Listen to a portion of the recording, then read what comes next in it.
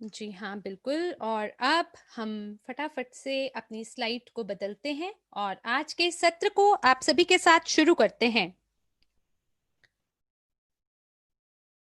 और ज्यादातर जो हमारे वेबिनार के प्रतिभागी हैं, सो मुझे जानते हैं, हमारे भागीदार हमें जानते हैं, मुझे जानते हैं अब। और ये हमारा अब दूसरा साल चल रहा है वित्तीय साक्षरता और क्रिप्टो करेंसी और ब्लॉकचेन के ऊपर। समूहों कंपनियों का समूह क्रिप्टो यूनिट के अंदर मैं स्तोत्र हूं समाचार का, जानकारी के लिए आप सभी के लिए। और आप सभी लोग काफी उमंग से इंतजार करते हैं कि आप सबके लिए कोई ना कोई जानकारी, कोई ना कोई समाचार मैं लेकर आऊंगी। और आपके लिए मेरी पूरी कोशिश रहती है कि मैं नवीनतम नए ताजा समाचार आपके लिए ला सकूं।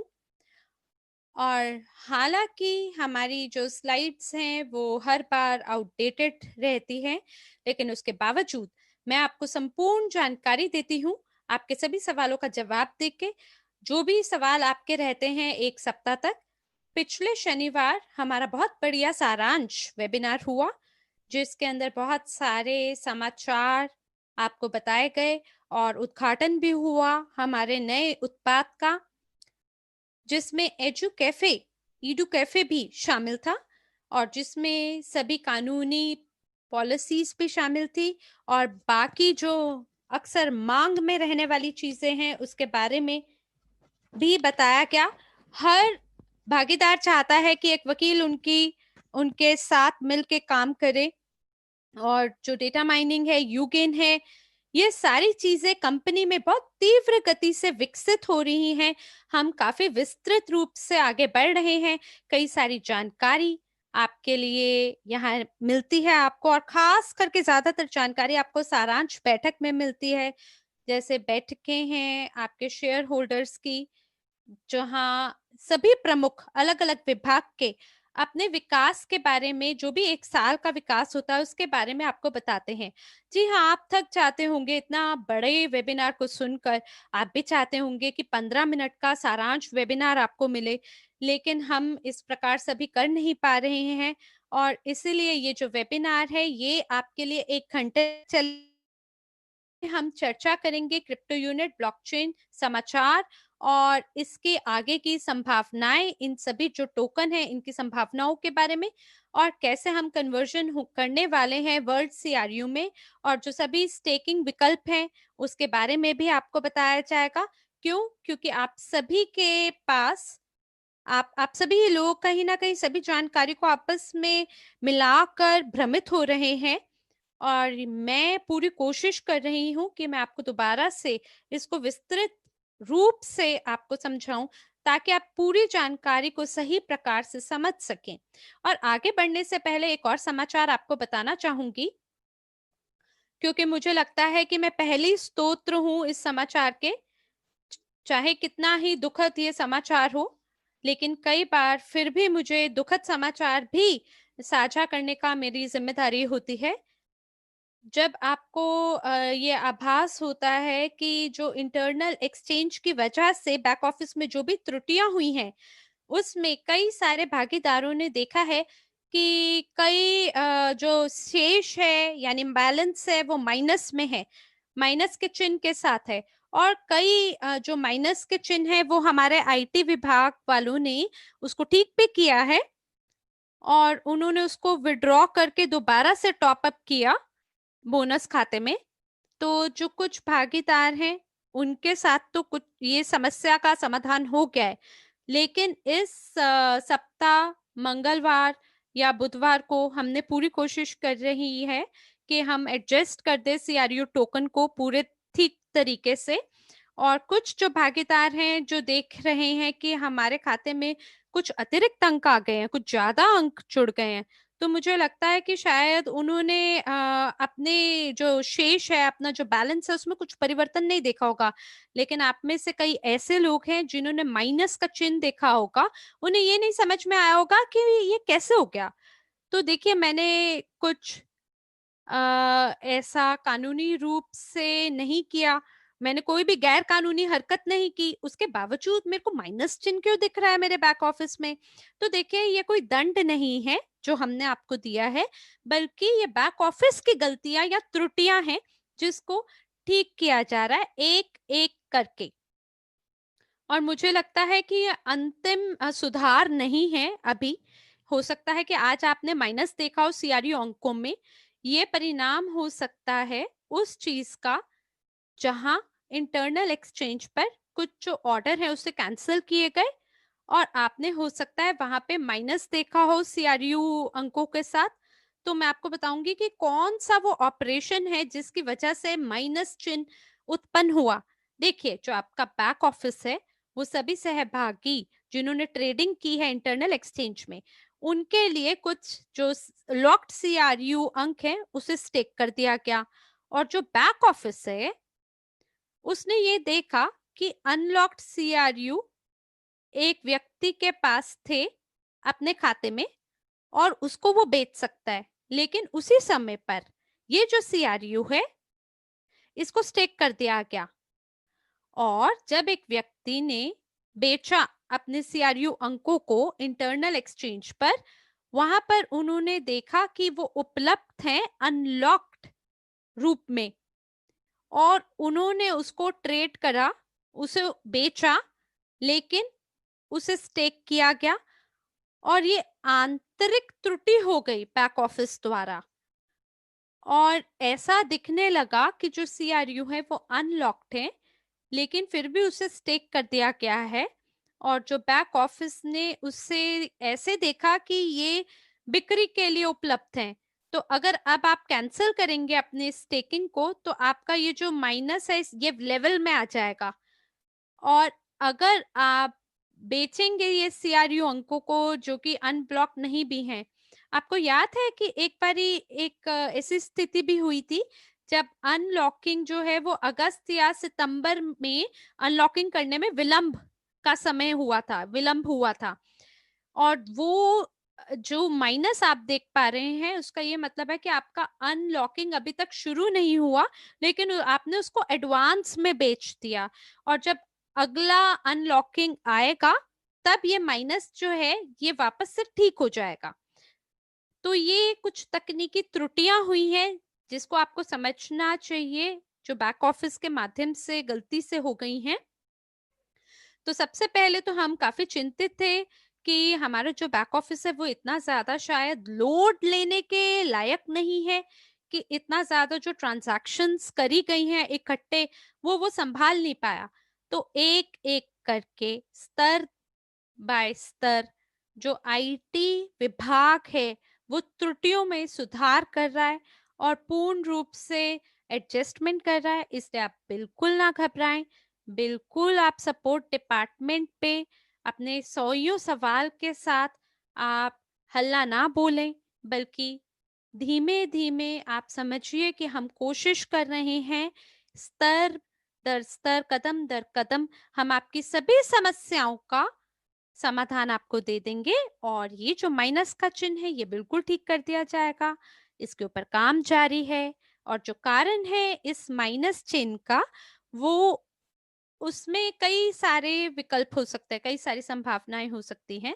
इसमें कई ऐसे भागीदार हो सकते हैं जिन्होंने शायद भेजा ना हो, बेचा ना हो। और जो आपकी संरचना है इसमें अलग अलग प्रकार की स्थितियां हो सकती हैं। आप कोई पत्र लिख सकते हैं कि जैसे मैं बीमार हूं इसलिए मैं परचेज को कैंसिल करना चाहता हूं, जो खरीद की है मैंने ईआईपी की, जिसके अंदर आपके सीआरयू अंक भी शामिल हैं, लेकिन आपने मार्केटिंग प्लान के तहत सीआरयू अंक प्राप्त कर लिए। तो ये कई बारी एक बार होने वाली घटना होती है। और अगर कोई ऐसी स्थिति हो जहां पे अगर किसी ने खरीद को रद्द कर दिया हो, तो आपके जो सीआरयू अंक हैं उसको आपके खाते से घटाया जाएगा। और ये जो माइनस है ये हमेशा एक्सचेंज ट्रांजैक्शन की वजह से ही हो ऐसा जरूरी नहीं है। हो सकता है आपने ट्रेडिंग ना की हो और उसके बावजूद आपको अपने बैक ऑफिस में माइनस का चिन्ह दिख रहा हो। तो इसके लिए अलग अलग कारण हो सकते हैं कि क्यों हम लोग बैलेंस को किसी तरीके से एडजस्ट कर रहे हैं, इसी वजह से आपको अपने खाते में माइनस का चिन्ह दिखता है। आइए हम अगली स्लाइड पर चलते हैं और यहाँ पर आप एक ऐसी स्थिति देख सकते हैं जहां पर हमारे आज जो भागीदार हैं उनके पास अनलॉक्ड सीआरयू है और लॉक्ड सीआरयू है।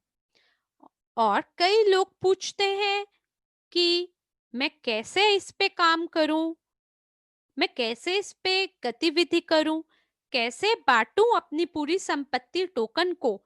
तो इस स्लाइड पे आपको उदाहरण दिखाया जा रहा है कि कैसे आप अपने सीआरयू को बजट कर सकते हैं और कैसे आपके जो सीआरयू है उसको आप डिस्पोज कर सकते हैं स्टेकिंग यूएनटीबी के लिए, और आप इसे अपने वॉलेट में रख सकते हैं एक समय के लिए, जब उसकी कीमत बढ़ जाएगी तब आप उसे बेच भी सकते हैं एक्सचेंज पे।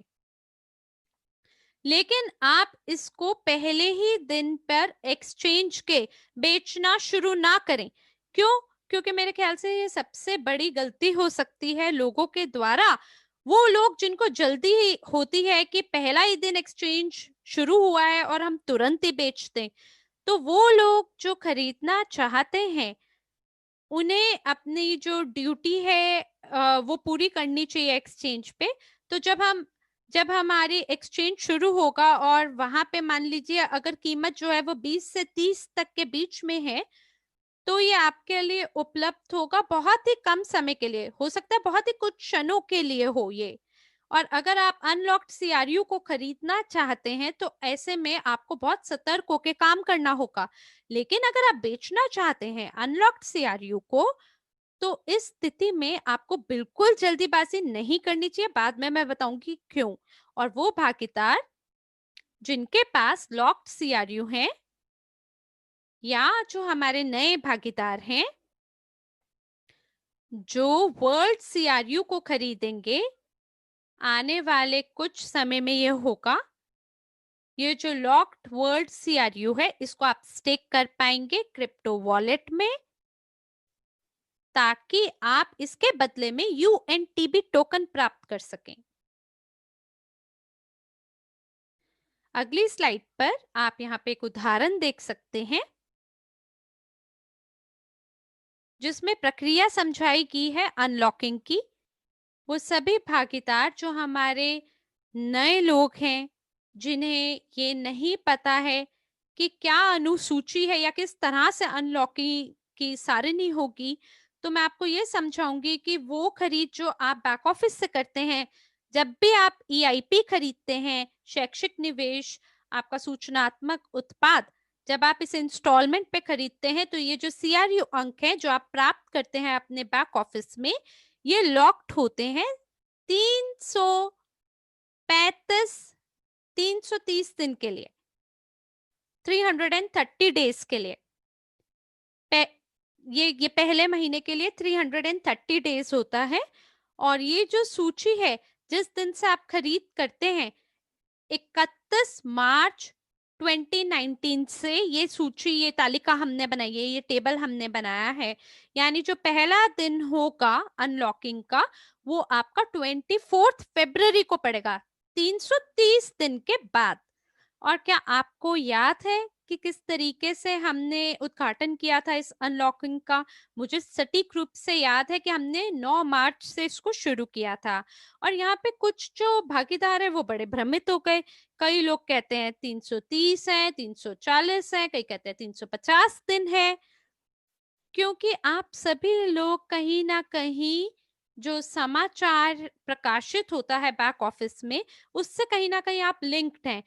तो न्यूज जो छापी गई थी बैक ऑफिस में, उन्होंने बोला कि 9 मार्च को अनलॉकिंग शुरू होगा, लेकिन ये 24 फरवरी को शुरू हुआ वास्तव में। और जो प्राप्ति आपने जो प्राप्त किया है वो 9 मार्च को होना शुरू हुआ। तो जो एक्रूअल सबको प्राप्त हुआ है वो एक ही दिन आपको सबको मिला है, 8 से 10 के बीच में। हमें हमारा जो लॉयल्टी प्रोग्राम बोनस है उसके तहत हमें अपने बोनस प्राप्त होते हैं।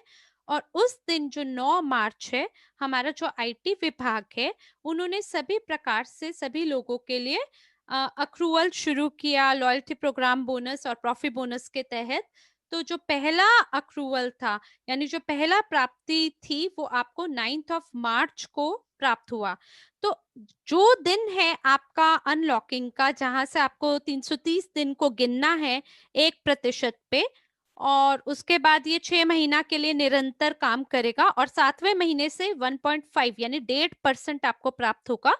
ये आपको आपकी जिस तिथि से आपने खरीद किया वहां से शुरू होगा। मान लीजिए अगर आपने अप्रैल में खरीद करी है पहली बार सीआरयू की, तो ये उस हिसाब से आगे बढ़ जाएगी ये तिथि।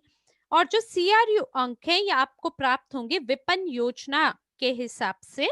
और जो अक्रूवल है ये महीना में एक बार, ये जो प्राप्त आप करते हैं ये महीना में एक बार करते हैं। अगर मान लीजिए किसी भागीदार ने 31 मार्च, 1 अप्रैल और 2 अप्रैल को खरीद किया है, या पूरे पूरे अप्रैल में खरीद किया है, तो ये जो सीआरयू बोनस है ये आपस में इकट्ठे होंगे उनके शेयर्ड अकाउंट में, और 2 मई को ये ट्रांसफर होंगे सर्टिफिकेट अकाउंट में। और इसी प्रकार की प्रक्रिया लागू होती है जो भी मई में खरीद होगी, इसको इकट्ठा किया जाएगा 1 महीने के लिए, और सर्टिफिकेट अकाउंट में इसको भेजा जाएगा 2 जून को। और मेरे ख्याल से अभी ये ऑनलाइन किया जा रहा है, तो ये अब सरल हो गया है ये कर पाना। लेकिन पिछले साल 2019 में जो मार्केटिंग सीआरयू अंक है, इसको केवल महीना में एक बार इकट्ठा किया जाता था। इसलिए अगर आप अपने बैक ऑफिस में देखेंगे कि 2 मई को इस दिन से हम लोग आपके जो 540 दिन है वो गिनना शुरू करेंगे, जब आपका पहला अनलॉकिंग होगा। और अगर हम सारे हमारे जो लॉक्ड सीआरयू हैं उसे इकट्ठा करेंगे, और अगर उसको हम आपको दिखाने लग गए स्प्रेडशीट पे, तो जो हमारी अक्रूड पॉइंट्स हैं मार्केटिंग प्लान के तहत, वहां हम ये देख पाएंगे कि जितना लंबा समय है, समय लगेगा, अवधि लगेगा इस स्प्रेडशीट में, उतने लंबे लंबे समय के बाद हम हमारे जो सीआरयू हैं वो हम प्राप्त करेंगे। और जो 2022 है उनके लिए बहुत लंबा समय लग जाएगा कि इनको कभी अनलॉक होके मिलेंगे। तो इसीलिए जो आपका साइट है क्रिप्टो करेंसी का, वहां पे आप सिलेक्ट कर सकते हैं, आप चुन सकते हैं लॉक्ड संपत्ति की संख्या को, और उसको आप एक्सचेंज कर पाएंगे वर्ल्ड सीआरयू में। हमें ये क्यों करना चाहिए, इसके लिए हम अगली स्लाइड पर चलते हैं। यहाँ पे देखिए, ये जो टेबल है, यहाँ पर आपको एक उदाहरण देखने को मिलेगा। अगर मान लीजिए आपके पास 10,000 सीआरयू हैं जो आपने 31 मार्च 2019 को खरीदे हैं, जिसमें 1200 अनलॉक्ड सीआरयू हैं, और इसमें जो बाकी 1500 सीआरयू हैं ये अनलॉक होंगे आने वाले 6 महीना में। इसका मतलब कि इसके थोड़े समय के बाद, यानी अगस्त से लेके दिसंबर 2022 तक अनलॉक होंगे। तो किसी ने लिखा है वेबिनार में सैटरडे को कि यहाँ पे कुछ गड़बड़ है, यहाँ पर जो 7,300 है ये गलत है, हालांकि जो चित्र है उसके अंदर संख्या अलग है। तो देखिए ये ना केवल एक उदाहरण है संख्या का, जहां पर जब आप इस एरर को मूव करेंगे, हिलाएंगे, जो ये एरो आप देख पा रहे हैं क्रिप्टो वॉलेट में, आप क्रिप्टो वॉलेट में कुल संख्या देख पाएंगे अपनी लॉक्ड सीआरयू का। और फिर या तो आप मैन्युअली दिखा सकते हैं कि कितने सीआरयू को एक्सचेंज करना है वर्ल्ड सीआरयू में, या आप इस एरो को हिला सकते हैं अंत से। और बहुत सारे लोग मुझसे पूछते हैं कि क्यों हमें एक्सचेंज करना है सीआरयू को वर्ल्ड सीआरयू में। मैंने आपको यहाँ पे एक उदाहरण दिया है कि जो लॉक्ड सीआरयू है उसको आप स्टेक नहीं कर सकते, लेकिन जो लॉक्ड वर्ल्ड सीआरयू है वो स्टेक हो सकता है। और जो डेट है कन्वर्शन की, जिसमें सीआरयू वर्ल्ड सीआरयू में कन्वर्ट होगा, ये 1 साल की अवधि है। और यहाँ पे कई सारे लोग हमसे पूछते हैं कि मैं क्यों इंतजार करूं 3 साल का, या 2 साल के लिए भी मैं क्यों इंतजार करूं, मैं अपने सीआरयू को एक्सचेंज कर सकता हूँ वर्ल्ड सीआरयू में। तो ये जो रेशियो है ये मेरे लिए लाभप्रद नहीं होगा, और इसके बजाय मैं क्यों ना अपने सारे टोकन को एक्सचेंज करूं पहले ही दिन पे, जैसे ही सार्वजनिक एक्सचेंज पे हम जाएं। तो मैं 1.5 साल इंतजार करूं ही क्यों, कई लोग मुझसे ये सवाल पूछते हैं। अगर ये मेरे पास अभी है तो मैं अभी से अपना यूएनटीबी को माइन करना शुरू कर सकता हूँ पूरी राशि के लिए। और अगर मैं इसको एक अलग तरीके से बोलूं तो ये जो यूएनटीबी की माइनिंग है इसका मतलब क्या है, देखिए।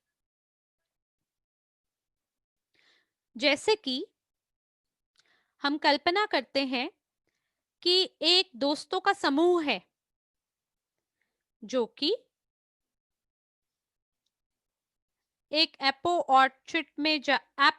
के बाग, सेब के बाग में जा रहे हैं सेब खरीदने। और ये 4 दोस्त हैं और उनके पास एक टोकरी है जिसके अंदर वो अपने सेबों को रख रहे हैं। और जो कुछ भी वो इकट्ठा करते हैं, जितने भी सेब वो तोड़ेंगे उतने आपस में 4 लोग बांट लेंगे।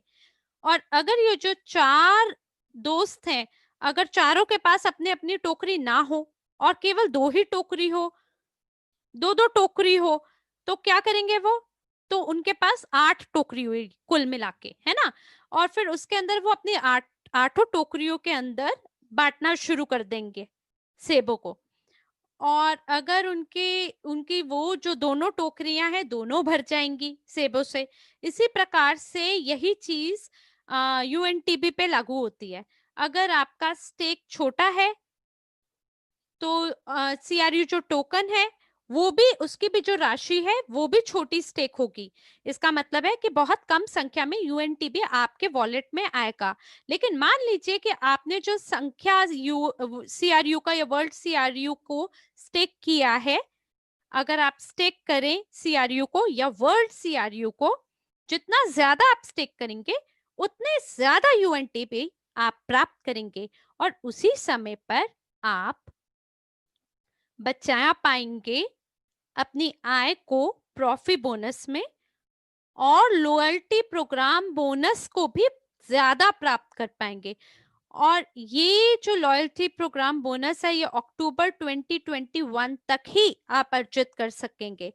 मान लीजिए कि अगर अभी आप जल्दी में हैं और अगर आप सोचते हैं कि मैं अपने सारे सीआरयू को बेच दूं, तो आपके पास आपका जो मौका है लॉयल्टी प्रोग्राम बोनस से लाभ कमाने का या प्रॉफिट बोनस से लाभ कमाने का, वो आपके हाथ से चला जाएगा। और इसके साथ साथ आप यूएनटीपी को माइन नहीं कर पाएंगे।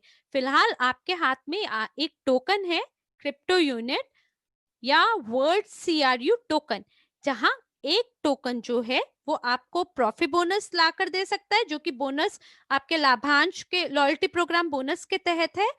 और अगर आप माइन करते हैं यूएनटीबी को, तो हो सकता है कि सबसे बड़ी मूर्खता आप कर जाएंगे इसको बेचना, जहां पर जो आपके 3 स्रोत हो सकते थे आय के वो सारे नष्ट हो जाएंगे। तो आप सीआरयू को वर्ल्ड सीआरयू में कहीं ना कहीं हस्तांतरित कर सकते हैं और आपको अतिरिक्त आय का स्रोत प्राप्त हो सकता है। जो लॉक्ड सीआरयू है उसकी वजह से आपको लॉयल्टी प्रोग्राम बोनस भी मिलेगा, प्रॉफिट बोनस भी मिलेगा। तो इस तरह से आपकी दोनों टोकरियां जो हैं वो भर जाएंगी यूएनटीबी के रूप में। तो मेरा यही आपको सुझाव है, ये मेरा व्यक्तिगत सुझाव है आप लोगों को। और मेरे ख्याल से यही वो तरीका है जैसे मैं खुद काम करूंगी। मेरे जितने भी लॉक्ड सीआरयू होंगे मैं शायद उसको एकदम से वर्ल्ड सीआरयू में एक्सचेंज कर दूंगी और फिर उसको यूएनटीबी के लिए मैं स्टेक कर दूंगी। आइए अगली स्लाइड पर चलते हैं और देखिए यहाँ पर हमारा पास आप सभी के लिए एक रिमाइंडर है, आपको याद दिलाना चाहते हैं वो सभी लोग जो जानना चाहते हैं कि उसकी कुंजी यानी कि कहाँ होगी क्रिप्टो वॉलेट से। तो जो आपका ये ब्लॉकचेन खाता है और जो आपका की है वो उत्पन्न होगी आपके CRU बैक ऑफिस में mycryptounit.com में। और एक और सवाल था कि क्यों जब मैं ब्लॉकचेन पे जाऊंगा जो आपने लिंक दिया है उसको, उसका पालन करके उसके पीछे जाके, तो मेरे को क्यों वहां पे सही स्थिति नहीं देखने को मिल रही है। तो मैं उन लोगों के लिए दोहराना चाहूंगी जिन्होंने ये जानकारी से जो चूक गए हैं, कि जो सिंक्रोनाइजेशन है क्रिप्टो यूनिट ब्लॉकचेन का, वो 29 अगस्त तक आगे बढ़ा दी गई थी इंटरनल एक्सचेंज के लॉन्च होने से पहले। और इसको जानबूझकर किया गया था ताकि हम बचा सकें एक मानक स्थिति को, यानी एक स्टैंडर्ड को, जो हमारी संख्या है यूजर्स अकाउंट पे, इससे पहले कि हम एक्सचेंज कर पाते, क्योंकि हमें ये लगा कि कुछ गलत हो सकता है या कोई जोखिम हो सकता है अगर हमने सारी जानकारी अभी दिखा दी सबको तो।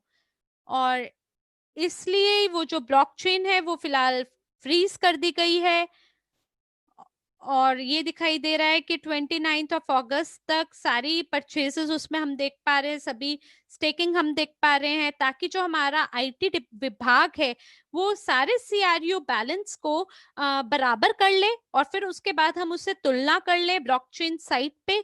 जो भी डेटा हमारे ब्लॉकचेन में अभी दिख रहा है, जो हमारे बैक ऑफिस में दिख रहा है, उसको ब्लॉकचेन के साथ मिला ले, ताकि आपको जो सही संख्या है सीआरयू का, उसमें जो सिंक्रोनाइजेशन है वो 29 अगस्त को रोक दी गई थी। और जब हम ब्लॉकचेन पे जाएंगे तब हम हमारी व्यक्तिगत निजी कुंजी को उत्पन्न करेंगे, हमारी जो पर्सनल की है उसको शुरू करेंगे, स्टार्ट करेंगे, और सारे बैलेंसेस को बराबर करेंगे, इक्वलाइज करेंगे। और फिर आप देखेंगे कि आपके बैक ऑफिस में इतनी संख्या में अनलॉक्ड सीआरयू है, इतनी संख्या में लॉक्ड सीआरयू है। और फिर यही जो डेटा है इसको हम भेज पाएंगे ब्लॉकचेन पे। और मैं भी सहमत होंगी कि हाँ, ये बिल्कुल सटीक मात्रा है। और तब आप अपनी जो की है उसे जनरेट कर पाएंगे और आपको पहुंच प्राप्त होगी अपने क्रिप्टो वॉलेट तक। अब यहाँ पर हमारे पास दो स्क्रीन है। बाईं ओर आप क्रिप्टो वॉलेट देख सकते हैं, और दाईं ओर आपको क्रिप्टो एक्सचेंज का कुछ भाग देखने को मिल रहा है। तो अब हम देखते हैं कि क्या कार्य क्षमता होगा क्रिप्टो वॉलेट वाली जगह पे। हम क्या कर सकते हैं, हम लोग यहाँ पे स्टेकिंग कर सकते हैं। हम यहाँ पे स्टेक कर सकते हैं इस सीआरयू को यूएनटीबी प्राप्त करने के लिए, और हम स्टेक कर सकते हैं वर्ल्ड सीआरयू को यूएनटीबी प्राप्त करने के लिए। तो यहाँ पे आप हमारे यूएनटीबी देख सकते हैं जो भी यहाँ पे इकट्ठे होंगे आपस में। तो जो भी यहाँ पे कार्य क्षमता होगा जो प्राप्तकर्ता के पास होगा यूएनटीबी टोकन, ये क्रिप्टो वॉलेट की स्क्रीन के अंदर होगा, ये एक्सचेंज पे नहीं होगा। एक्सचेंज पे सिर्फ लेन देन का काम होगा, बेचना और खरीदना। हम यहाँ पे एक्सचेंज पे ना स्टेक करते हैं ना ही कुछ माइन करते हैं। एक्सचेंज पे आप केवल खरीद और बेच सकते हैं टोकन को, या कोई और ट्रांजैक्शन कर सकते हैं, कोई और लेन देन कर सकते हैं। वो जो चीजें स्टेकिंग, माइनिंग और जो कन्वर्जन है सीआरयू का डब्ल्यूसीआरयू पे, वहां पे आपको सिर्फ क्रिप्टो वॉलेट में आप ये कर पाएंगे। वहां पे एक बटन होगा कन्वर्ट, उसका उपयोग करके। और फिलहाल जो ब्लॉकचेन वॉलेट है उसका अनुवाद किया जा रहा है 12 भाषाओं में। और जब हम इस वर्जन को प्रोडक्शन वर्जन पे लेके जाएंगे तब वहां पे आपको एक झंडा दिखाई देगा, एक फ्लैग दिखाई देगा, और वहां पर आप देख पाएंगे वो भाषा जो आपको सबसे ज्यादा समझ में आएगी, आप उसको चुन पाएंगे जहां तक क्रिप्टो वॉलेट की बात है। और अगर हम एक्सचेंज के बारे में बात करें तो एक्सचेंज के लिए हमारे पास कुल 5 भाषाएं हैं जिसमें अनुवाद किया जाएगा। स्पेनिश, अंग्रेजी, वियतनामीज, इटालियन और हिंदी शायद। लेकिन आप जितना चाहे उतनी भाषाओं को डाल सकते हैं। अगर आप गूगल ट्रांसलेट फंक्शन का उपयोग करें, लेकिन कुछ जो अवधारणाएं हैं गूगल ट्रांसलेट इतना सटीक आपको रूपांतरण नहीं देता है भाषा का। मान लीजिए अगर आप स्टेकिंग को अंग्रेजी से रूसी में अगर स्टेकिंग शब्द को अगर आप अनुवाद करते हैं, तो किसी कारण से जो गूगल है वो आपको कहता है कि ये जो शब्द है स्टेकिंग, इसका मतलब है टुकड़े। टुकड़े जैसे डिजिटल डिपॉजिट में होते हैं, तो वो टुकड़े जो मतलब गलत आपको अनुवाद देता है, गलत मतलब देता है, तो इसलिए आपको कभी भी गूगल के ऊपर बहुत अच्छे से विश्वास नहीं करना चाहिए और अपनी दिमाग लगाना चाहिए। तो एक्सचेंज में आप ये देख सकते हैं कि जो हमारा इंटरफेस है वो आपको दिख रहा होगा कि जो हमारा आंतरिक एक्सचेंज पे इंटरफेस था वैसा सा ही है। लेकिन जो लोग पहली बार इसको देख रहे होंगे उनको थोड़ा सा शायद थोड़ी मेहनत करनी पड़े। तो आप देख सकते हैं कि लिमिट ऑर्डर या मार्केट ऑर्डर जो हैं वो आप अपना मार्केट के हिसाब से डाल सकते हैं। तो ये आपके ऊपर निर्भर करता है कि आप कौन सी मार्केट के अंदर आप खरीदना बेचना चाहते हैं।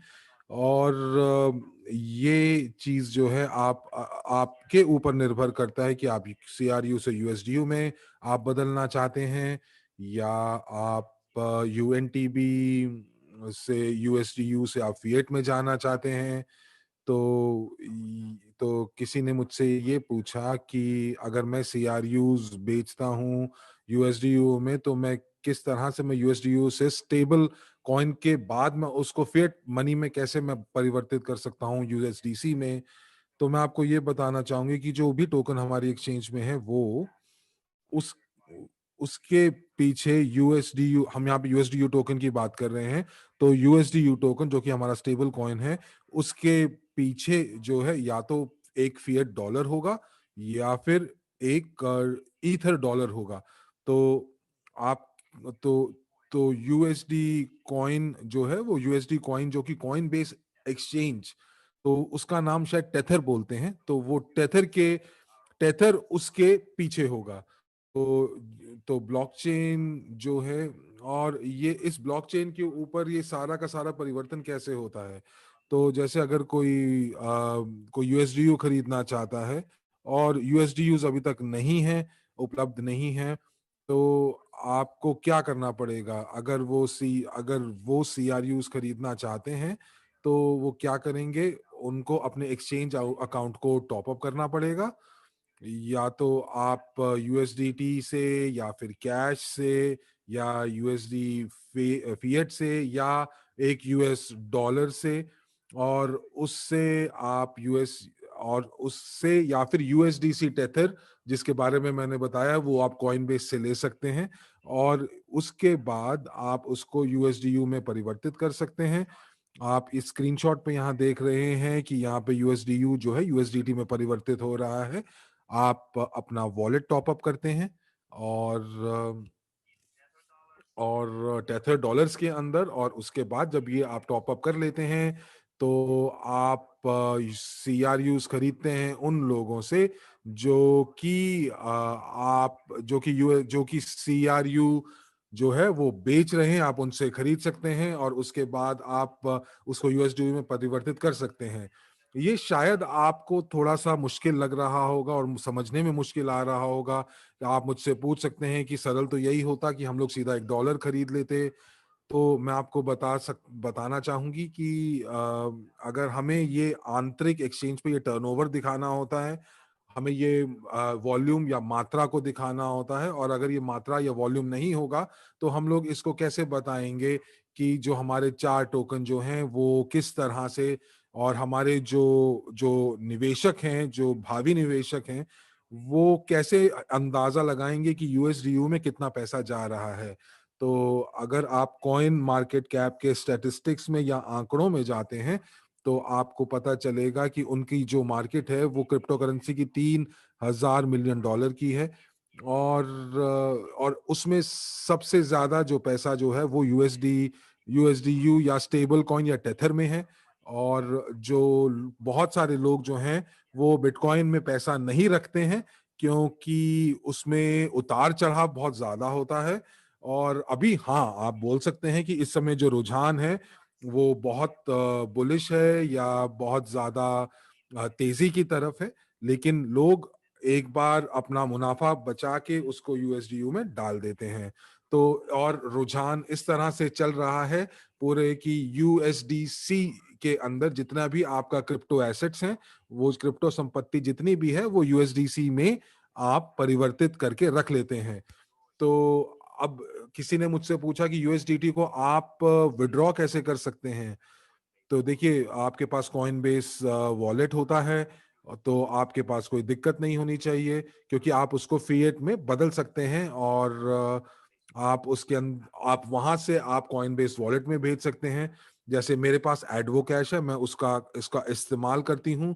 तो एडवो कैश का जो कार्ड है, आप उसमें बहुत आसानी से उसको रूबल्स में या उसको यूएसडी में आप परिवर्तित कर सकते हैं। बहुत सारे वॉलेट ऐसे हैं जो फिएट गेटवे का समर्थन करते हैं, और वहां पर ट्रस्टी वॉलेट होता है बाइनेंस से। तो आप वहां पर जो जो यूएसडीटी या यूएसडीसी को आप वहां पर वहां पर भेज सकते हैं, और उसके बाद आप उसको डॉलर में या फिएट डॉलर में या आप उसको रूबल में बदल सकते हैं। तो मैं अभी तो आपको ये नहीं बताऊंगी कि किस तरह से आप यूएसडीयू, यूएसडीसी, यूएसडीटी को आप फिएट डॉलर में कैसे परिवर्तित कर सकते हैं, हमारी क्या परियोजना है। तो ये आपको तो मैं अभी नहीं बता पाऊंगी, क्योंकि ये अभी अभी बहुत बड़ा रहस्य है, और आने वाले समय में आपको ये सब इसके ऊपर से पर्दा उठेगा, और मैं उसको बचाना चाहती हूँ। जो रहस्य है मैं उसको अभी आपको नहीं बताऊंगी, और ये बंद बैठक में आपको बताया जाएगा। तो आप ये जरूर ये जरूर आप करें कि 8 बजे जो हम लोग ये वेबिनार लेंगे, ये जो बंद कमरों की बैठक वाला जो वेबिनार होगा, और आप को एरिक वॉरे का सेशन भी होगा, जो कि 7 दिन रिक्रूटिंग चैलेंज जो चल रहा है एरिक वॉरे का। तो मैं इसलिए 3 PM मॉस्को टाइम के ऊपर मैं ज्यादा नहीं कर सकती हूँ। कोई मुझसे पूछ रहा है कि यूएसडीयू, यूएसडीसी, यूएसडीटी ये सब तो स्टेबल कॉइन है, और ये सब क्या सारे के सारे डॉलर की तरह ही हैं? बिल्कुल हैं, और ये मैं आपको बताऊंगी कि आप किस तरह से आप ये स्टेबल कॉइन जो हैं आप उनको फिएट डॉलर में परिवर्तित कर सकते हैं। तो आप थोड़ा सा संयम रखिए और मुझे धीरे धीरे आपको बताने दीजिए, क्योंकि आपको इस चीज का भी ध्यान रखना है कि आपको कर देना है, टैक्स देना है। तो वो भी आपको उसकी परियोजना है वो भी आपको बनानी पड़ेगी, क्योंकि जो आपकी जो आय यहाँ से हो रही है वो उसके ऊपर आपको टैक्स आपको अपने देश में देना ही पड़ेगा। तो ये वाली जो स्लाइड थी, हम लोगों ने 7 तारीख को हमने इसका इस्तेमाल किया था अपनी समरी या सारांश बैठक में, और मैंने इसके अंदर आपको बहुत अच्छे से बताया था और बहुत विस्तार से बताया था अपने टेस्टर्स के बारे में और लोगों के बारे में जो इसके अंदर जिन्होंने जो प्रतिभागी थे। तो आइए अब हम लोग अपनी आखिरी स्लाइड की तरफ चलते हैं, और तो ये एक एक और अंग्रेजी कक्ष में आप एक और स्लाइड आगे चलाएं। बहुत बढ़िया, धन्यवाद धन्यवाद। तो एक्सचेंज के हिसाब से हम लोग जो 16 तारीख को 16 नवंबर को अपना पंजीकरण शुरू करने जा रहे हैं, पर इसका मतलब ये नहीं है कि हम अपनी ट्रेडिंग शुरू करेंगे उस दिन। ये सिर्फ और सिर्फ पंजीकरण के लिए है। और यहाँ पर हम लोगों को एक बहुत ही मुख्य और बहुत ही साधारण सी बात जो है हमें याद रखनी पड़ेगी, वो ये कि जो हमारी एक्सचेंज है वो एक स्तर की है। जो आपके जो आपके व्यक्तिगत आपके जो आप रेफरल्स हैं, जैसे कि अगर आपने किसी को बोला और वो $1,000 के क्रिप्टो यूनिट्स खरीदना चाहते हैं, तो जो एक्सचेंज है वो आपको पॉइंट या 0.01% आपको कमीशन देगी, और जो एक्सचेंज है आपको वो 0.003, 0.004 तक आपको आपको आप या आपको 0.001 तो 0.003 से 0.001 के टर्नओवर पर आपको मिलता है। तो उनका जो परसेंटेज जो होता है, जो प्रतिशत होता है, वो कमीशन का बहुत कम होता है। और तो जिनकी टर्नओवर और भी कम होती है, तो वो तो क्या होता है कि एक्सचेंज जो है वो पैसे बनाती है जब आपकी टर्नओवर होती है। तो जिन लोगों को आपने न्योता दिया है, जो आपके नाम लेके, रेफरल लेके जो एक्सचेंज के अंदर आते हैं, तो आपको इतने ज्यादा, अगर आप कभी आप उनको न्योता देते हैं तो $1 में आपको 20 सेंट मिलते हैं। तो हम लोगों ने ये पहले सोचा था कि हम लोग 8% सभी को हम लोग देंगे, 4, 3, 2, 1, जो जैसे हमारा एवरेज का मार्केटिंग प्लान है। तो आपको हमने ये करने का सोचा था, लेकिन हमने बाद में हम लोगों को ये पता चला कि इसमें तो बिल्कुल भी पैसे नहीं दिखेंगे, ये तो बिल्कुल एक छोटा सा कण होगा। तो इसीलिए हम लोगों ने और एक्सचेंज में देखा कि वो किस तरह से देते हैं और किस तरह से वो पैसे जो है वो रेफरल में देते हैं।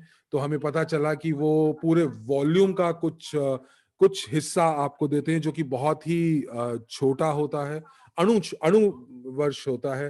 तो इसीलिए हम लोगों ने ये सोचा कि जो लोग एक्सचेंज में कुछ खरीदना चाहते हैं, तो यूएस तो हम लोगों ने ये देखा कि बहुत सारे लोग जो हैं वो वो एक्सचेंज में बहुत ज्यादा वॉल्यूम तो नहीं करेंगे, लेकिन उससे ये होगा कि जो न्योता देने वाले या रेफरल लिंक्स की वजह से बैक ऑफिस पे बहुत ज्यादा भार पड़ जाएगा। तो इसीलिए हम लोगों ने तो अगर आपके पास 1 मिलियन पार्टनर्स भी होते हैं तब भी आपको बहुत कम पैसा मिलेगा। तो इसीलिए जो लोग आप एक्सचेंज में जब आप किसी को आप अपने इनवाइट कोड के साथ उसको पंजीकरण करते हैं, तो ये देखिए, ऐसा ऐसा एक चीज ध्यान रखिए कि जैसा ही हम लोग ये करेंगे कि वो वैसे ही चैट के अंदर जो हमारे जो सहभागी हैं वो अपने अपने लिंक्स जो हैं वो भेजने शुरू कर देते हैं और वो ग्रुप में डालना शुरू कर देते हैं, और वो ये बोलते हैं कि अब पंजीकरण जो है आप कर सकते हैं। तो जो किसी कोई एक समूह जिसमें 2000 प्रतिभागी हैं, और अगर किसी ने वो अपना रेफरल लिंक वहां पर दे दिया, तो पूरा का पूरा जो जो समूह है वो इस व्यक्ति के नीचे नीचे जो है वो रजिस्टर हो जाएगा, पंजीकृत हो जाएगा।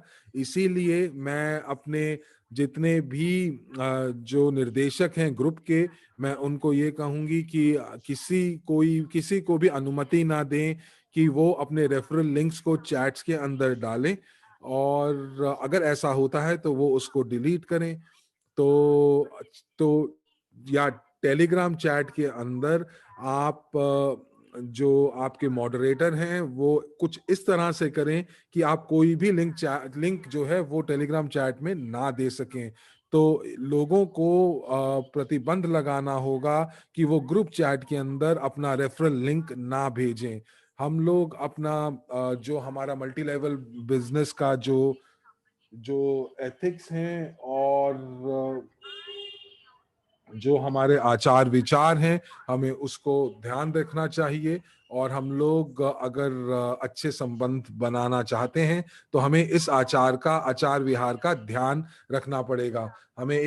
हम लोगों ने आप अगर किसी के दोस्त नहीं हैं तो आप अपने अपर लाइन पे जाएं, जो कि आपकी संरचना में है, अपनी अपर लाइन के पास जाएं, जो कि आप जिनको आप आप जिनसे बात कर सकते हैं और आप उनका बहुत आदर करते हैं, तो आप उनसे पूछें कि क्या करना चाहिए और उनसे बोलें कि देखिए आपने पहले से ही रजिस्टर कर चुका है और आपने अपना डिपॉजिट भी जो आपने डाल दिया है, और आप उनके लिंक से आप उसको आप रजिस्टर कर सकते हैं। लेकिन अगर आप किसी आनन फानन में किसी और लिंक के मदद से अगर आपने उसको अपने आप को अगर आपने अपना पंजीकरण कर लिया, तो आप हमारी सपोर्ट टीम को व्यर्थ ही परेशान करेंगे और बहुत सारे लोग जो हैं बहुत सारे ऐसे प्रश्न पूछेंगे।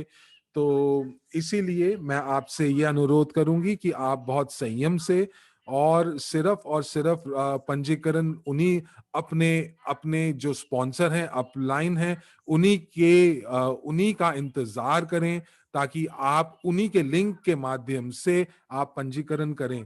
तो ये चीज बहुत जरूरी है। और मुझे लगता है कि कोई अगर आप जल्दबाजी में और आनन फानन में अगर आप गलत जगह आप पंजीकरण कर देते हैं या गलत लिंक से पंजीकरण करते हैं, तो बहुत आपको दिक्कत होगी। उसके बाद हम लोग पुष्टिकरण की बात करते हैं, और ये जो पुष्टिकरण है उसमें कुछ दिन लगेंगे। और मुझे आज पता चला है कि जो हमारी जो टीम है, जो पुष्टिकरण की जो टीम है, वो यूजी पे बैक ऑफिस के पुष्टिकरण में बिजी रहेगी। और चूंकि ये सारे की सारी चीजें एक ही बार हो रही हैं, तो हो सकता है कि हमारी हमारी जो हम लोग थोड़ी देर करें इस प्रणाली में। लेकिन हम पूरी कोशिश कर रहे हैं कि एक या दिन की देरी से हम लोग बात करें। लेकिन जो एक्सचेंज का जो पंजीकरण है, वो उसकी पूरी प्रणाली मैंने आपको बता दी है। उसकी किस तरह से आप अपना तो तो पहले जो हमारी मार्केट या जो पेयर खुलेगा वो सीआरयू और यूएसडीयू का होगा। तो आप जो है वो आप कॉइन बेस में यूएसडीयू कॉइन बेस के लिए होगा। और आपको अपना जो भी आप ट्रेडिंग कर रहे हैं उसको अगर आप फिएट में बदलना चाहते हैं या यूएसडीसी में बदलना चाहते हैं, तो आप अगर चाहते हैं कि आप कुछ और खरीदे, तो आपको यहाँ पर ये खरीदना पड़ेगा। तो यहाँ पर लोग कह रहे हैं कि रेफरल लिंक के बारे में समझ नहीं आया। तो मैं आपको छोटी छोटी बात कह सकती हूँ कि जिस इंसान ने आप या जिस अपलाइन ने आपको इस व्यवसाय के साथ जोड़ा है, आप उनसे बात कीजिए। आप उस कंपनी में जो हमारे जो जो उस कंपनी में जो आपके स्पॉन्सर हैं, आप उनसे बात करें और उनसे उनका पंजीकरण लिंक लें और रेफरल लिंक लें, और उसके बाद उसके मदद से आप पंजीकरण करें। तो इसका मतलब ये होगा कि आपके जो अपलाइन है उनको पहले पंजीकरण करना पड़ेगा, और आपके जो जो आपसे ऊपर है आपकी संरचना में, वो आपको वो कर सकते हैं। तो आप देखिए, आप जो है वो बिना किसी रेफरल लिंक के भी आप पंजीकरण कर सकते हैं, लेकिन वो पहले कुछ दिनों में नहीं। अगर आपको पहले कुछ दिनों में पंजीकरण करना है, तो आपको रेफरल लिंक की जरूरत पड़ेगी। तो आपको ये चीज, तो अगर आप एंड्रे हवरातव जी के नीचे आप अपना नाम गाना चाहते हैं, तो पहले उनको पंजीकरण होना पड़ेगा और आपको रेफरल लिंक देना पड़ेगा। तो तो मैं आपको ये बताना चाहूंगी कि हम देखेंगे कि अगर एक हफ्ते के अंदर हमें पता चलेगा कि जो पंजीकरण की संख्या है वो बहुत ज्यादा है, तो हम लोग उन लोगों को भी मौका देंगे जिन जो कि इस कंपनी के बाहर से हैं और वो हमारे जो एक्सचेंज में आना चाहते हैं या हमारे एक्सचेंज के साथ जुड़ना चाहते हैं। तो आप किस तो मैं आपसे ये जरूर कहूंगी कि आपको अगर जल्दी आपको अपना पंजीकरण कराना है, तो आप आपको रेफरल लिंक चाहिए ही होगा। हर कोई इस समय मुझसे मेरा रेफरल लिंक मांग रहा है। तो मैं दोस्तों आपको समझाना चाहूंगी कि नेटवर्क मार्केटिंग जो बिजनेस है, जो व्यवसाय है, वो जब आप किसी को न्योता देते हैं इस व्यवसाय के लिए या किसी को आप अपना रेफरल लिंक देते हैं, तो कुछ जिम्मेदारियां आपकी बनती हैं। और ये जो जिम्मेदारियां हैं, ये आपको आगे निभानी पड़ती हैं।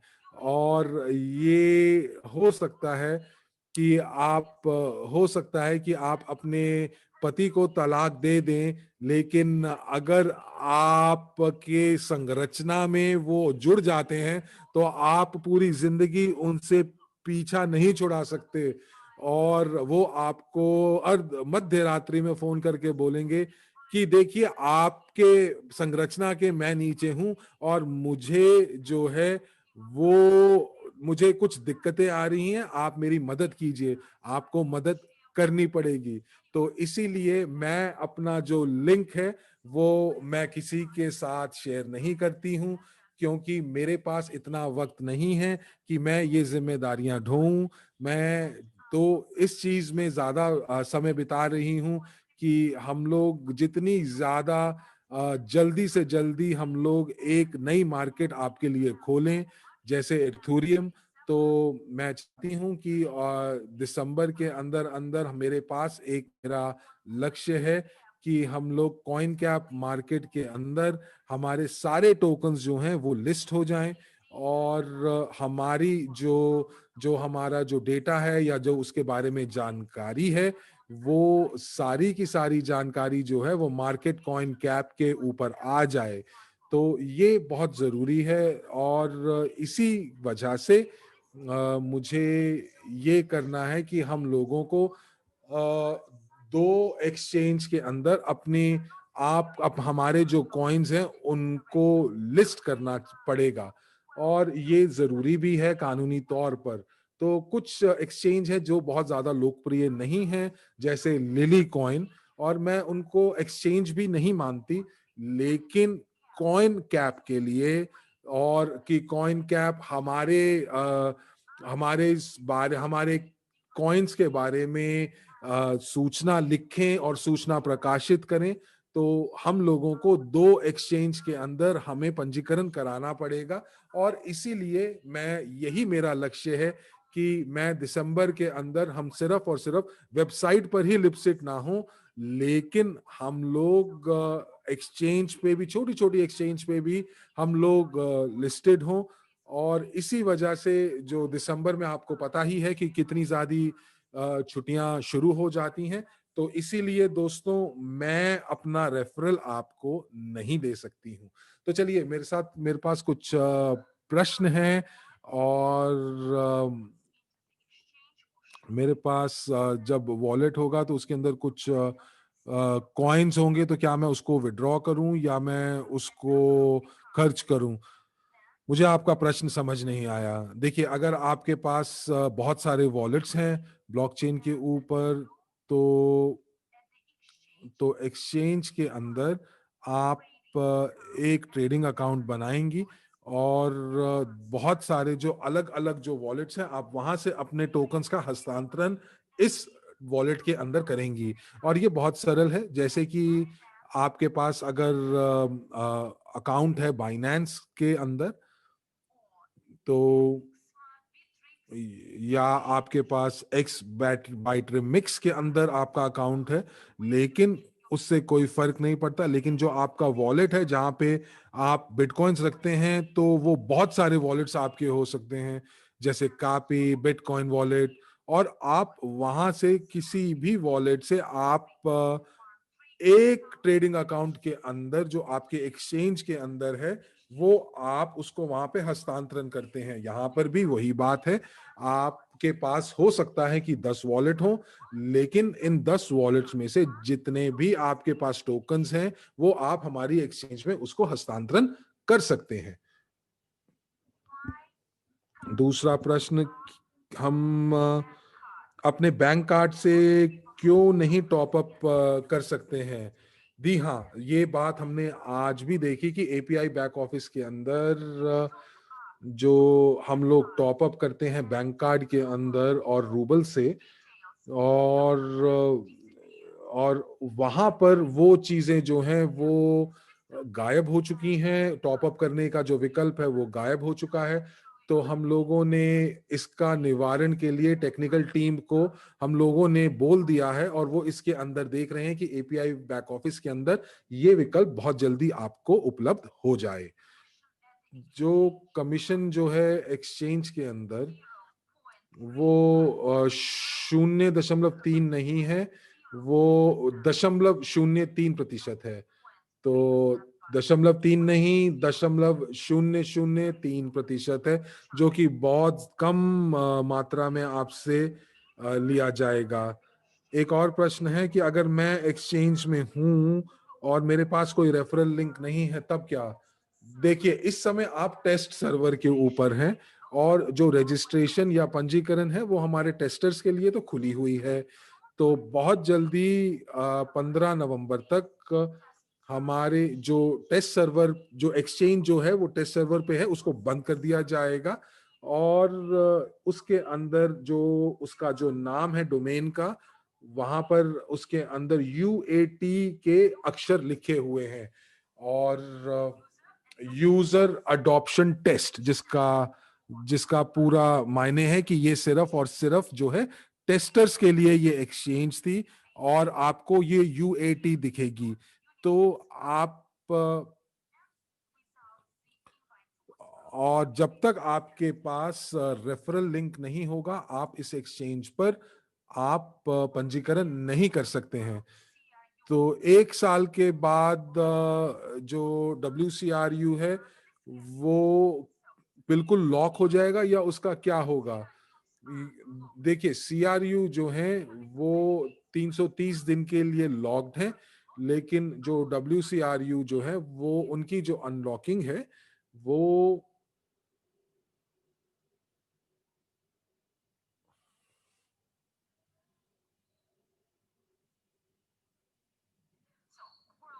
जो WCRU है, उन जो उनकी जो अनलॉकिंग है वो 365 दिनों में उनकी अनलॉक्ड होगी। CRU जो है वो 330 दिन में, और जो WCRU जो है वो 365 दिन में अनलॉक होते हैं। तो जहां तक स्टेकिंग का सवाल है, आपको अपनी जो स्टेकिंग है वो आप अपने आप से उसको मत खारिज कीजिए। अगर आपकी स्टेकिंग चल रही है तो 16 नवंबर को हम लोग जो हैं, इसका मतलब हम लोग जो पंजीकरण जो शुरू कर रहे हैं एक्सचेंज का, इसका मतलब ये नहीं है कि जो बैक ऑफिस की जो स्टेकिंग है या बैक ऑफिस में जो जो विशेषताएं हैं उन सबको खारिज कर दिया जाएगा। नहीं, हम लोग ये करेंगे कि हम लोग सारा का सारा जो एक्सचेंज का जो सेटअप है वो हम लोग जो है बैक ऑफिस में पूरी की पूरी चीजों को लेकर आएंगे, ताकि लोग जो है 16 नवंबर से जब हम लोग पंजीकरण की प्रक्रिया शुरू करें एक्सचेंज के ऊपर, तो कुछ भी जो है वो बैक ऑफिस की वजह से कुछ गलत ना हो जाए। तो इसीलिए आप लोगों के पास एक विकल्प बचता है, और वो है कि आप ईआई आप वीआईपी क्लब, या जो आप इंस्टॉलमेंट्स में जो चीजें खरीद रखी हैं वो आप उसको जारी रखें। तो जो बैक ऑफिस में जो चीज चल रही है उसको चलने दीजिए, जैसे स्टेकिंग। और जिस दिन हम लोग अपनी एक्सचेंज शुरू करेंगे, और 1 हफ्ता पहले हम लोग जब एक्सचेंज खुलेगी, तो हम लोग पूरी की पूरी जानकारी आपको देंगे, और आपको पूछेंगे कि अगर आप कुछ ईआईपी खरीदना चाहते हैं या आप कुछ ईआईपी जो इंस्टॉलमेंट्स में लेना चाहते हैं, तो वो आप जल्दी कर लीजिए, और उसके बाद हम लोग जो है एक्सचेंज के ऊपर चले जाएंगे। लेकिन इसके लिए आपको बहुत सारा समय दिया जाएगा।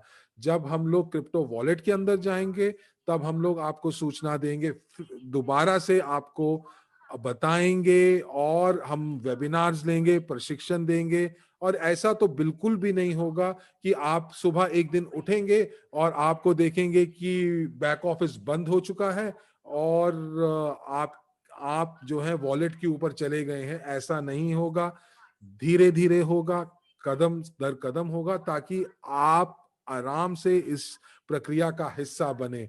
और बहुत शीघ्र बिल्कुल नहीं करेंगे, हम लोग आराम आराम से करेंगे। तो जो कुछ भी बैक ऑफिस में चल रहा है वो चलता रहेगा, लेकिन जैसे ही सीआरयू के जो जो बैलेंसेस हैं या जो शेष राशि हैं, जब वो तैयार हो जाएंगी और वो बिल्कुल ठीक हो जाएंगी, वो बिल्कुल बिल्कुल सटीक और स्पष्ट हो जाएंगी, तब आप उनका हस्तांतरण क्रिप्टो वॉलेट के अंदर कर पाएंगे, और तभी हम क्रिप्टो वॉलेट का के अंदर हस्तांतरण करेंगे। और हम लोग सारे के सारे शेष बैलेंस को हम उनको निरीक्षण करेंगे, और जब ये सब ठीक हो जाएंगे उसके बाद ही हम आगे का कदम उठाएंगे। तो एवेंटी स्टेकिंग के बारे में लोग पूछ रहे हैं। देखिए, जितनी भी स्टेकिंग जो है वो आपकी जितनी भी स्टेकिंग है वो आपकी फिर से दोबारा स्टेकिंग 0 से शुरू होगी, और जो आपके पास आज है, तो अब हम कल्पना करते हैं कि जो तिथि है जिसमें जो सीआरयू बैलेंस है उसको हम गणना कर रहे हैं। तो जो बिक्री है ईआईपी की सीआरयू अंकों के साथ, और जितना भी अक्रूवल है स्टेकिंग कार्यक्रम के तहत, उससे टर्मिनेट करा जा रहा है। कल्पना करते हैं कि मान लीजिए ये तिथि अगर 25 नवंबर की हो, इसमें जमा घटाकर 3 दिन आप जोड़ सकते हैं। और इसके लिए भी हम सबसे पहले एक घोषणा करेंगे। हम लोग इसके लिए वेबिनार आयोजित करेंगे और सभी निर्देश तैयार हैं मार्गदर्शन के रूप में क्रिप्टो वॉलेट को लेके। और फिर हम घोषणा करेंगे कि इस तिथि पर आपको यह हरा बटन प्राप्त हो जाएगा जिससे आप अपना क्रिप्टो वॉलेट को जनरेट कर सकते हैं। तो कृपया करके आप शिफ्ट पे ना रहें, किसी और काम में व्यस्त ना रहें, और तत्काल अपने बैक ऑफिस को अपडेट करें, जिसके अंदर एक हरा बटन होगा और एक की होगी आपकी स्क्रीन पे।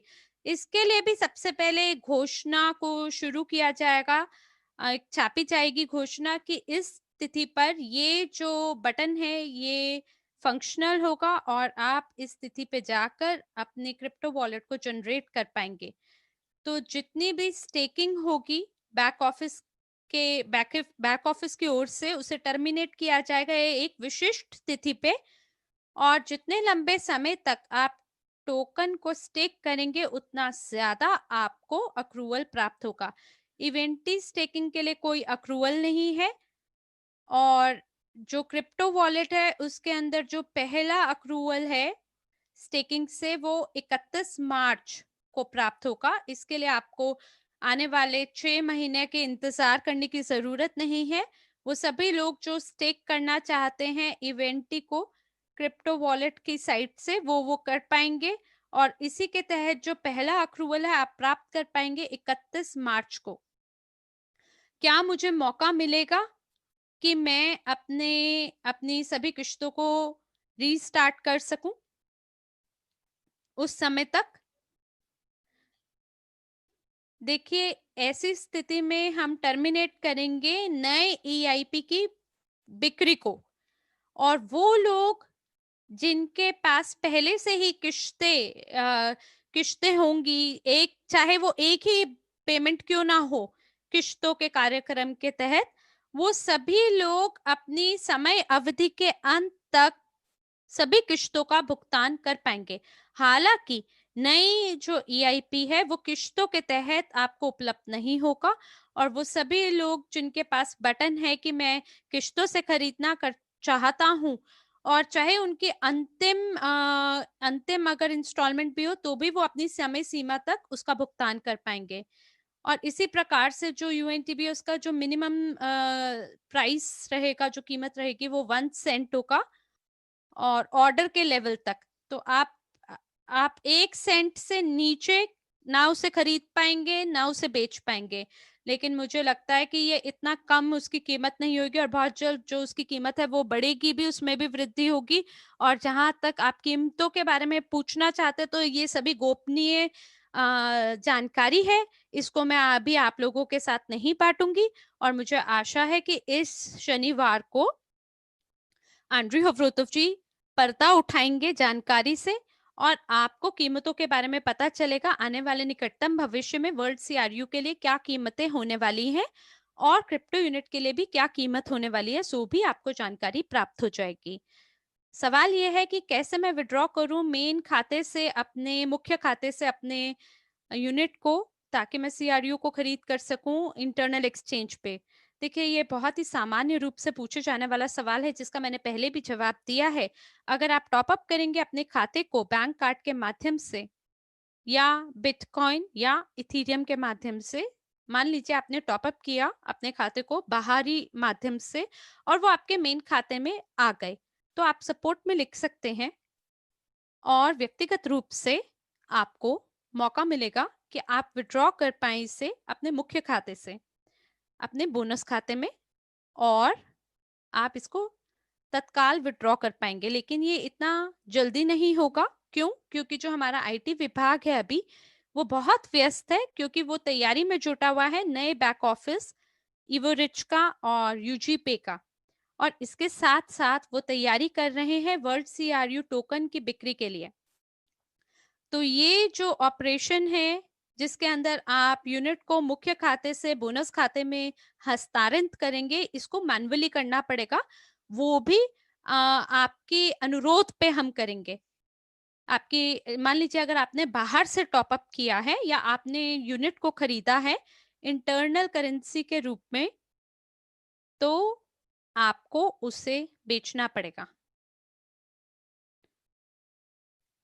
जैसे आप सामान्य रूप से करते हैं, और इसके लिए आपको एक खरीद करने वाले को ढूंढना पड़ेगा।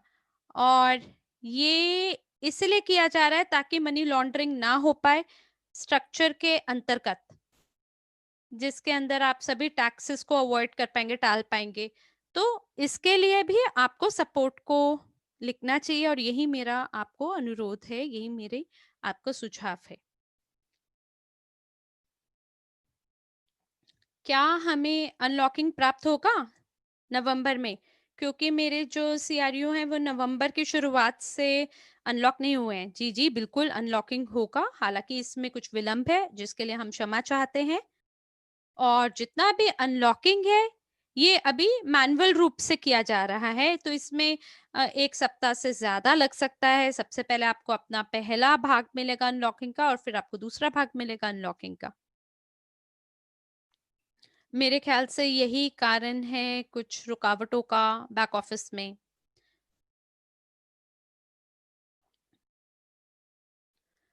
और जितने भी अनलॉक थे सीआरयू को वो लॉक हो जाने चाहिए। किसी ने कहा कि मैंने 2 सितंबर को खरीदा है इंटरनल एक्सचेंज पे, और जो उसकी मात्रा है उसे जोड़ा गया था पोर्टफोलियो में, लेकिन वो अनलॉक नहीं थे। तो क्या आप इस त्रुटि को सुलटा पाएंगे? मैं जानती हूँ कि ये जरूर सुलट जाएगा, क्योंकि हमारी आईटी विभाग पे बहुत तगड़ा भार है, तो वो एक बार में सारी चीजें नहीं कर पा रहे। तो ये आपके लिए बेहतर रहेगा कि आप सपोर्ट में बार बार जाके संपर्क करें, उन्हें याद दिलाएं अगर आपकी विनती पे ध्यान नहीं दिया जा रहा है लंबे समय से।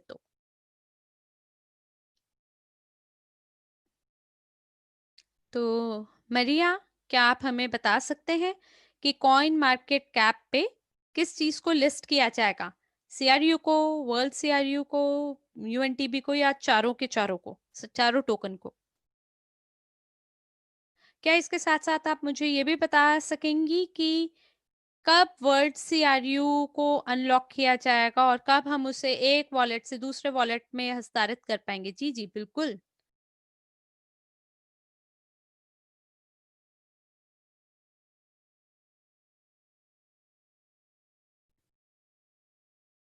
और आप यूएनटी भी प्राप्त कर पाएंगे अगर हम स्टेक करें हमारे सीआरयू को, वर्ल्ड सीआरयू को अलग अलग मेच्योरिटी अवधि के लिए, 3, 6 महीना या 1 साल, 2 साल, 3 साल। 3 और 6 महीना के लिए हम स्टेक कर सकते हैं केवल अनलॉक सीआरयू को, और बदले में सीआरयू प्राप्त कर सकते हैं। हालांकि जो स्टेकिंग है जिसके माध्यम से आपको यूएनटी भी प्राप्त करना है, ये किसी भी मैच्योरिटी अवधि में आप कर सकते हैं, चाहे वो 1 दिन हो चाहे 1 सप्ताह हो, इससे कोई फर्क नहीं पड़ता। आप क्लिक कर सकते हैं अनस्टेक पे किसी भी समय पे, किसी भी मौके पे। तो इस स्थिति में जो यूएनटीबी है वो हर लम्हा हमारे वॉलेट में एक्यूर किया जाता है। तो अगर आप सीआरयू को प्राप्त करना चाहते हैं पुरस्कार के रूप में, तो आप उसको हर 30 दिन के अंदर प्राप्त करते हैं 1.2% पर प्रति माह। और ये आपका पुरस्कार होगा स्टेकिंग करने के लिए अपने अनलॉक्ड सीआरयू को। और अगर आप स्टेक करें सीआरयू को यूएनटीबी प्राप्त करने के लिए, तो आपको यूएनटीबी प्राप्त होंगे प्रतिदिन, प्रति घंटा, जो कि निर्भर करेगा मात्रा पे सीआरयू का या वर्ल्ड सीआरयू का जो आपके पास है, ताकि आप उसे अपना बना सके हर 20 या 30 मिनट पे, और उसे अपना कर आप उसे बेच सकें। और जब हम एक्सचेंज कर लेंगे सीआरयू को वर्ल्ड सीआरयू में, तो 1 ईयर लॉकअप होगा।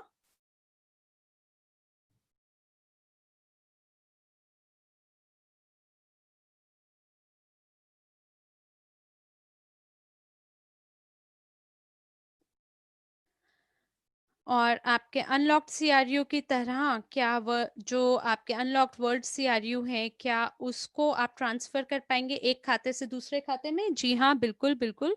जितने भी टोकन आपके क्रिप्टो वॉलेट में हैं, वो दूसरे क्रिप्टो वॉलेट में आराम से आप मूव कर सकते हैं, बहुत ही सरलता से। ताकि हमारा जो वॉलेट है, अगर उसको हम निर्माण करना चाहें, तो क्या उसे वेरीफाई करना जरूरी है? नहीं। क्रिप्टो वॉलेट जो है ये आपके बैक ऑफिस साइट पे निर्माण किए जाएंगे, और बैक ऑफिस साइट पे आपको वेरीफाई होने की जरूरत है। और ये जो हरा बटन है जिसके माध्यम से आप की को जनरेट कर सकते हैं, ये केवल तभी आपको दिखाई देगी अगर बैक ऑफिस वेरीफाइड है। लेकिन जो क्रिप्टो वॉलेट है वो एकदम एनोनिमस है, यानी कि आपको वहां पे अपने क्रिप्टो वॉलेट को प्राप्त करने के लिए वेरिफिकेशन की आवश्यकता नहीं है। ताकि हम लोग ब्लॉकचेन पे आ जाएं, उसके लिए हमें हमारे जो खाते हैं उसको वैलिडेट करने की जरूरत नहीं है, नहीं नहीं। और अगर आप ब्लॉकचेन पे जाना चाहते हैं, तो उसके लिए हर व्यक्ति को केवाईसी की प्रक्रिया के माध्यम से गुजरना होगा। माय क्रिप्टो यूनिट साइट पे अपने बैक ऑफिस में, वहां पे एक टैब है हमारे बैक ऑफिस में सीआरयू, जो कि आपसे कहती है my-cryptounit.com। ये बैक ऑफिस है क्रिप्टो यूनिट का, और ये वो जगह है जहां पे आपको वेरीफाई करना है खुद को, और तभी आपको वो बटन प्राप्त होगा जिस पे लिखा होगा कि अपने ब्लॉकचेन पे जाएं। और अगर आप वेरीफाई नहीं होंगे, तो आप वो बटन नहीं देख पाएंगे, आपको दिखेगा ही नहीं। मैं देख पा रही हूँ कि क्या होगा नॉन वेरीफाइड खातों का, ये लोग पूछ रहे हैं। देखिए, आपने अपने खाते को खोला, किसी कारण से तो खोला होगा ना, चाहे आपका नाम हो चाहे किसी और का नाम हो उस पे। तो ये ऐसे नहीं है कि आपके पास बस खाता है और बस आपने किसी नाम का आविष्कार किया, जैसे मिस्टर जॉन स्मिथ, उनका कोई भी जन्म तिथि हो सकती है या कोई भी शहर हो सकता है, ऐसा तो नहीं है ना। कोई ना कोई व्यक्ति तो होगा आपके बैक ऑफिस के पीछे, जिसकी वजह से, जिसके नाम पे बैक ऑफिस का खाता खुला होगा। और इसीलिए आपको उस व्यक्ति के पास जाना होगा और उसको समझाना पड़ेगा कि आगे की क्या संभावनाएं हैं, क्या क्षमताएं हैं हमारे टोकन की, और उनको वेरीफाई कराना चाहिए आपको ऐसी स्थिति में। और अगर आप रजिस्टर कर रहे हैं बैक ऑफिस को किसी और के नाम पे बिना उनकी सहमति या स्वीकृति के, मैं कई ऐसी स्थितियों को भी जानती हूँ जहां पे एक महिला ने मुझसे वेबिनार पे पूछा, उन्होंने मुझे कहा कि मैंने बैक ऑफिस का खाता खोला अपने बेटे के नाम पे। उनकी 2 बड़े बेटे हैं और उनको वो एक पुरस्कार के रूप में देना चाहती थी। और पहले बेटे को उन्होंने 200 इकाइयां दी, और दूसरे बेटे के खाते में उन्होंने 250 इकाइयां दी। और अब उनके जो बेटे हैं वो वेरीफाई नहीं करना चाह रहे बैक ऑफिस को। तब उस समय पर जब एक्सचेंज ट्रेडिंग होगी और जब हमारा जो टोकन है वो कॉइन मार्केट कैप पे जाएगा, अगर वो बेटे जो हैं 30 साल से ऊपर होंगे तो हो सकता है वो अपने दिमाग को, अपनी सोच को बदले और वो देखें कि भाई उनका पोर्टफोलियो की क्या कीमत है, और उसके बाद वो शायद वेरीफाई करने को लिए तैयार हो जाएं। और अगर आपका बैक ऑफिस किसी स्थिति पे पहुंच जाता है, मुझे याद है कि पिछले साल हमारा एक बहुत ही सरल मार्केटिंग प्रमोशन था जहां पे सभी लोगों ने पंजीकृत किया अपने दादी माँ को, अपने निफ्यू को, अपने बच्चों को, और हर किसी को जिसके बारे में भी वो सोच सकते थे, चाहे वो उनका पड़ोसी क्यों ना हो, केवल इसीलिए ताकि उनको एक अपना नया स्टेटस प्राप्त हो जाए। तो उन बैक ऑफिस के क्या करना है? देखिए, आपको ऐसे खातों के बारे में सपोर्ट में लिखना है और उन्हें बोलना है कि देखिए, मैंने 10 अलग अलग बैक ऑफिस को अपने पड़ोसी के नाम पे, अपने बच्चों के नाम पे, अपनी दादी माँ के नाम पे रखे हैं, और अब मैं उससे वेरीफाई करना चाहूंगा और मैं उसे किसी और के नाम पे डालना चाहूंगा। क्योंकि देखिए, आप केवल एक नाम से 8 बैक ऑफिस को तो वेरीफाई नहीं कर सकते, चाहे आपने बैक ऑफिस में अपने खुद का पैसा लगाया हो। क्योंकि देखिए, आपने जो भी नियम और शर्तें हैं उनका उल्लंघन किया है वेपन योजना की, और वो सभी जो षड्यंत्री भागीदार हैं वो सपोर्ट टीम पे लिख रहे हैं मेरे को क्या करना है, क्योंकि मेरी जो दादी माँ है वो मुझे पासपोर्ट नहीं दे रही वेरीफाई करने के लिए। लेकिन उन सभी दादी माँ को सच बताना चाहिए कि अगर सच मैं बोलूं तो शायद उन दादी माओं को पता भी नहीं होगा कि उनको पंजीकृत कर दिया गया है, और वो सामने वाले ने सिर्फ इसीलिए किया ताकि उनका जो पद है उसमें वृद्धि हो सके, स्टेटस बढ़ सके। और अब आप उस ग्रैंड मदर से अगर आप चाहते हैं कि वो वेरीफाई हो तो आपको इस स्थिति में उनको उनके सीआरयू देने होंगे। और अगर आपने अपने आपको उन्हें समझाना होगा कि देखिए, मैंने आपके नाम का उपयोग किया, मैंने पंजीकृत किया बैक ऑफिस को आपके नाम पर, मैंने 250 इकाइयां आपके लिए भुगतान की हैं, अब आपके पास 10,000 क्रिप्टो यूनिट उस खाते में है, जो कि इस समय $10,000 के हैं। तो सवाल ये है कि आप में से प्रत्येक के लिए ये सवाल है कि अब आप क्या करेंगे ऐसी स्थिति में उस व्यक्ति के साथ? क्या आप उनसे $200 चार्ज करेंगे, उनसे लेंगे, और फिर वो अपने आपको डॉक्यूमेंट देंगे वेरिफिकेशन के लिए? पर उनके पास तो 10,000 सीआरयू है, और वो जो हैं, आप चाहेंगे कि वो सारे 10,000 सीआरयू आपके हो जाएं। और आप जानते हैं कि 1 साल पहले आपने 8% अपनी फर्स्ट लाइन से लिया, दूसरी लाइन से 7% कमाया, और इसी प्रकार से आगे आपने काफी लाभ कमाया। हो सकता है कि आपके कई संबंधी हो, निजी संबंधी हो थर्ड लाइन में, लेकिन आप ये नहीं कर सकते कि दोनों हाथों में लड्डू रख लें। अगर आप षड्यंत्री हैं, और अगर आप ज्यादा होशियार बनने की कोशिश कर रहे थे और घटोला करना चाह रहे थे इस कार्यक्रम के शुरुआत में, तो आपको पहले सोचना चाहिए था। देखिए, अब आप कोई किंडरगार्टन में तो है नहीं यहाँ पे, तो मुझे लगता है कि अब आप इस प्रकार के सवाल मुझसे दोबारा नहीं पूछेंगे। मरिया, मेरा ऐसा ही एक सवाल है, उन उस उन खातों का क्या जिनका नाम माइनर पे है? देखिए, हमारे पास प्रक्रिया है छोटे बच्चों के लिए जो 18 साल से छोटे हैं। बैक ऑफिस के अंदर आप जाके पता कर सकते हैं उनके लिए क्या प्रक्रिया है वेरिफिकेशन की, तो आप सरलता से उन्हें वेरीफाई कर पाएंगे, उसमें कोई दिक्कत नहीं है। और जो आपका लिंक है एक्सचेंज का, उसमें कई सारे लोग पूछ रहे हैं कि हमें ये कब प्राप्त होगा। देखिए, आप इसे प्राप्त करेंगे एक्सचेंज वेबसाइट पे, जब आप वहां पे जाएंगे और जब वहां पे आप पंजीकृत करेंगे एक्सचेंज पे, बैक ऑफिस पे, वहां पे आपको एक लिंक प्राप्त होगा बैक ऑफिस के लिंक पे। और बैक ऑफिस की साइट पे फिर कोई लिंक नहीं होगा। और अगर कोई व्यक्ति मान लीजिए बीमार है, तो भी एक इनहेरिटेंस प्रक्रिया है, और फिर जो वारिस है वो अपना वो कंपनी को बोलेगा कि इस पे मेरा हक है, क्योंकि मेरे लिए ये मुझे ये विरासत में देने के लिए ये बात की गई थी, और ये सर्टिफिकेट है कि ये मेरे जो निजी संबंधी हैं ये बीमार हैं, और क्या आप मुझे पहुंच प्रदान कर सकते हैं और वेरीफाई कर सकते हैं उस बैक ऑफिस को मेरे नाम पे। तो ये सारी चीजें जो हैं ये सरलता से करी जा सकती है। अच्छा, तो क्या प्रक्रिया है एड कैश के लिए? क्या मैं बैंक बैंक का यूज करूं या क्रिप्टो करेंसी? आप क्रिप्टो करेंसी यूएसडीटी, यूएसडीसी उपयोग कर सकते हैं, बिटकॉइन या इथीरियम का उपयोग कर सकते हैं। हम इसके बारे में घोषणा करेंगे जब पंजीकरण शुरू हो जाएगा अगले सप्ताह से। तो क्या क्या तरीके हैं टॉप अप करने के लिए एक्सचेंज खाते पर?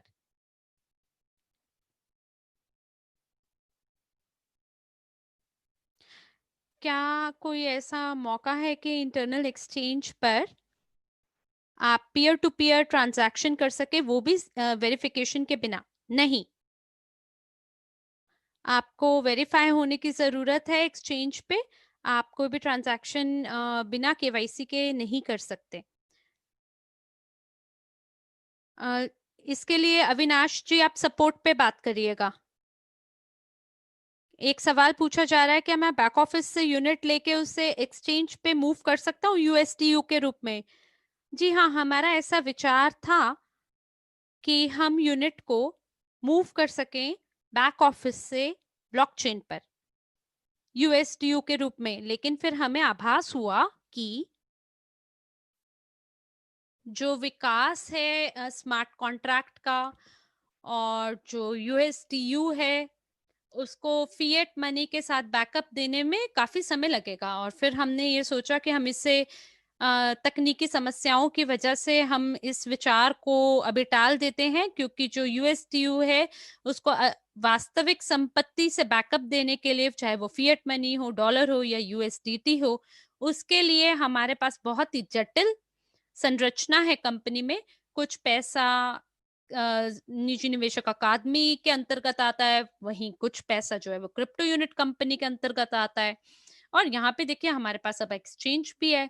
तो किस संदर्भ में, किस आधार पे जो एकेडमी ऑफ प्राइवेट इन्वेस्टर है वो कैसे एक्सचेंज पे उस पैसे को डालेगा यूएसटीयू को बैकअप देने के लिए? क्योंकि रूस में इस प्रकार का कोई कानून नहीं है जो आपको क्रिप्टो करेंसी को संभालने में मदद करे।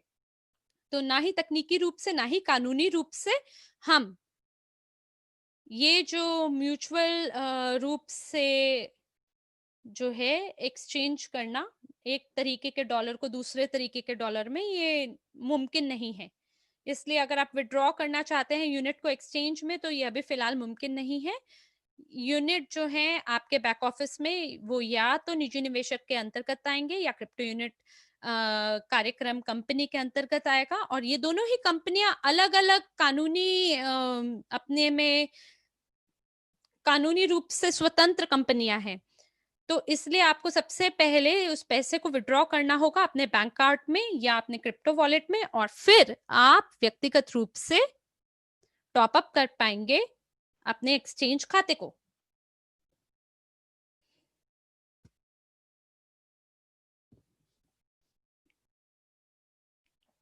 क्रिप्टो करेंसी रूस में ये एक डिजिटल संपत्ति है और जो यूनिट है वो भुगतान का ही एक तरीका है।